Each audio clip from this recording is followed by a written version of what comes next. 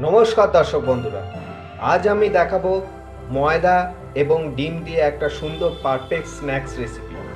আর এই রেসিপিটা যেমন মুচমুচে হয় এবং খেতেও বেশ টেস্টি হয়। এবং এই টেস্টি রেসিপিটা কিভাবে তৈরি করি অবশ্যই আপনারা এই ভিডিওটা অবশ্যই ফুল দেখবেন, তাহলে বুঝতে পারবেন। আর এই রেসিপিটা বাচ্চা থেকে বড় সকলেই খেতে পছন্দ করবে। তাহলে শুরু করা যাক আজকের এই সুন্দর রেসিপি।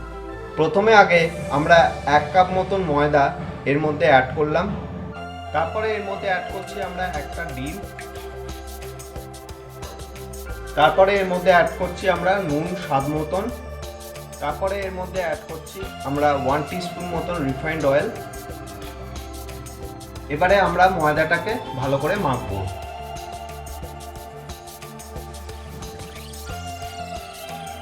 ময়দাটা ভালো করে মাখা হয়ে গেছে। তারপরে এর মধ্যে অল্প অল্প করে আমরা নর্মাল টেম্পারেচারে জল এর মধ্যে অ্যাড করব।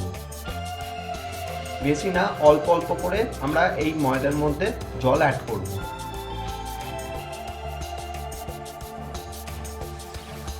দেখে নিন, ময়দাটা খুব ভালো করে মাখা হয়ে গেছে এবং বেশ নরমও হয়েছে। এবারে এই ময়দাটাকে আমরা 15 মিনিট রেস্ট করতে দেব। প্রথমে আগে আমরা এখানে 1 টিস্পুন মতন রিফাইন্ড অয়েল এর মধ্যে অ্যাড করলাম। এবার রিফাইন্ড অয়েলটাকে আমরা কিছুক্ষণ গরম করবার জন্য সময় দেব। রিফাইন্ড অয়েলটা খুব ভালো করে গরম হয়ে গেছে। এবারে ফোড়নে আমরা অল্প করে 1 টিস্পুন মতন আমরা গোটা জিরে এর মধ্যে অ্যাড করলাম। তারপরে এর মধ্যে অ্যাড করছি আমরা একটা পেঁয়াজ কুচি। তারপরে এর মধ্যে অ্যাড করছি আমরা লঙ্কা কুচি। নিয়ে হালকা করে আমরা একটু ফ্রাই করে নেব।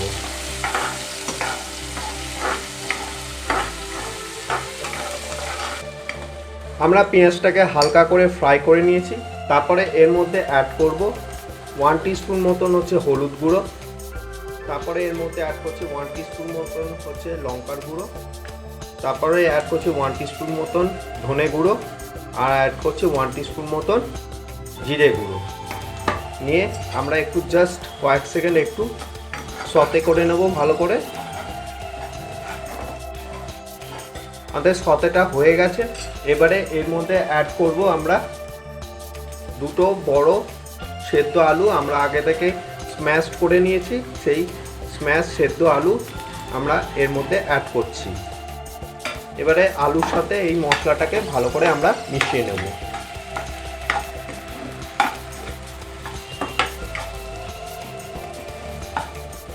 আমরা আলুর সাথে ভালো করে আমরা মিশিয়ে নিয়েছি। এবারে এর মধ্যে অ্যাড করব আমরা ধনেপাতা। তারপরে অ্যাড করছি নুন স্বাদ মতন। এবারে জিনিসটাকে ভালো করে আমরা মিশিয়ে নিচ্ছি।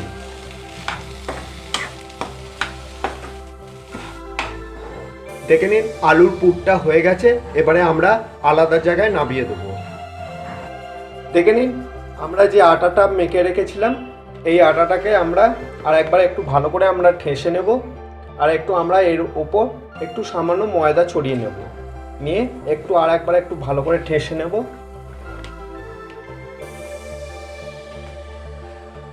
আমাদের এই ময়দাটা ভালো করে ঠাসা হয়ে গেছে।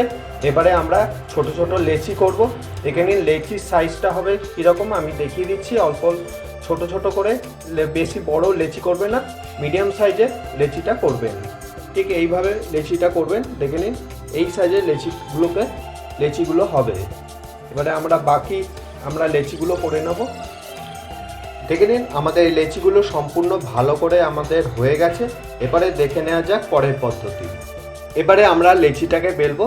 তার জন্য আমরা প্রথমে আগে একটু ময়দা ছড়িয়ে নিচ্ছি ভালো করে ছড়িয়ে নিয়ে এবারে লেচিটাকে আমরা একটু ভালো করে বেলবো।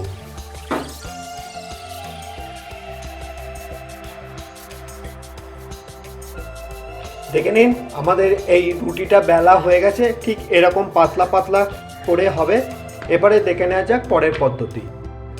এবারে আমরা যে আলুর পুরটা করেছি এই আলুর পুরটা আমরা এই রুটির ওপর আমরা দিয়ে দেব। এরকম একটু লম্বা লম্বা করে আমরা দিয়ে দেব।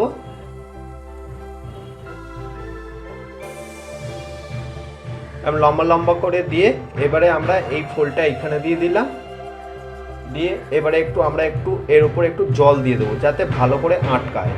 আবার এই ফোলটাও আমরা এখানে দিয়ে দিলাম, নিয়ে এখানে আমরা একটু জল দিয়ে দিলাম, দিয়ে এবারে এখানেও আমরা একটু জল দিয়ে দিলাম যাতে জিনিসটা ভালো করে আটকে যায় সেই কারণে।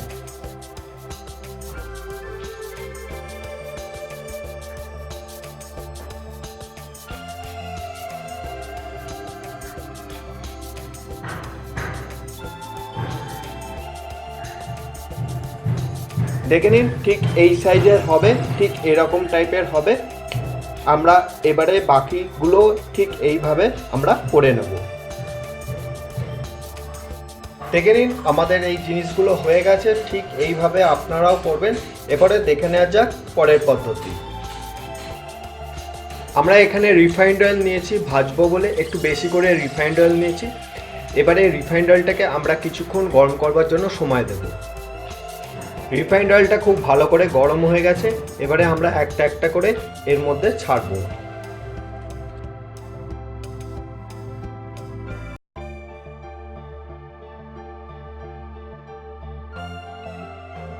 দেখে নিন আমাদের এইগুলো বেশ লাল লাল করে ফ্রাই হয়ে গেছে, আপনারাও এইভাবে লাল লাল করে ফ্রাই করবেন।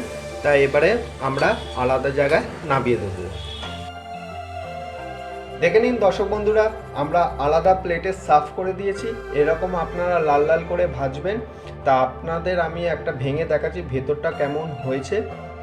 দেখে নিন এরকম খুব সুন্দর টাইপের হয়েছে। দেখে নিন আমি ক্যামেরার সামনে দেখাচ্ছি খুব সুন্দর করে, এবং দেখতেও বেশ সুন্দর হয়েছে, এবং এইটা বাচ্চা থেকে বড় সকলেরই ভালো লাগবে। তা যদি আমার ভিডিওটা ভালো লেগে থাকে তাহলে প্লিজ আমার চ্যানেলটা সাবস্ক্রাইব করবেন, লাইক, শেয়ার এবং কমেন্ট করবেন। Thank you so much.